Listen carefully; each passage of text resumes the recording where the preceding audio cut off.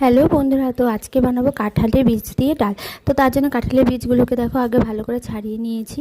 তারপরে দেখো পাটার মধ্যে এখন জিরে, আদা আর শুকনো লঙ্কা নিয়ে নেওয়া হয়েছে একটু মশলা দেওয়ার জন্য। আর আমি দেখো কাঁঠালের বীজগুলোকে সিদ্ধ করে নেওয়া হয়েছে। এবার একটু ওইগুলোকে ম্যাশ করে নিচ্ছি, মানে আধা ভাঙা করে নিচ্ছি। দেখতে পাচ্ছ, আধা ভাঙা করে না নিলে তো ডালটা হবে না। সেই জন্য আদা মানে একটু মানে গোটা গোটা থাকবে। আর মানে একটু আর জল দিয়ে দেখো মিশিয়ে নিয়েছিলাম। এবার গরম জলের মধ্যে দিয়ে দিলাম কাঁঠালের বীজগুলোকে।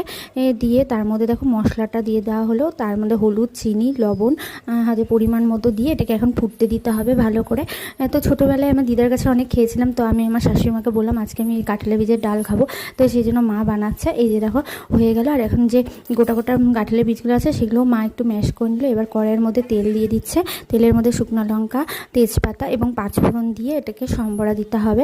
সেজন্য একটু ভালো করে ভেজে নিয়ে এবার যে ডালটা ছিল সেটা দিয়ে দিল। দিয়ে এবার এটাকে ভালো করে ফোটাতে হবে। দেখো তার মধ্যে আবারও একটু চিনি লবণ দিয়ে দিলাম, কারণ একটু চিনি লবণ কম হতো যেহেতু দেওয়া হয়েছে। এবার ঘি দিয়ে এটাকে নামিয়ে নিব। তো রেসিপিটা তোমাদের কেমন লাগলো অবশ্যই কমেন্টে জানিও।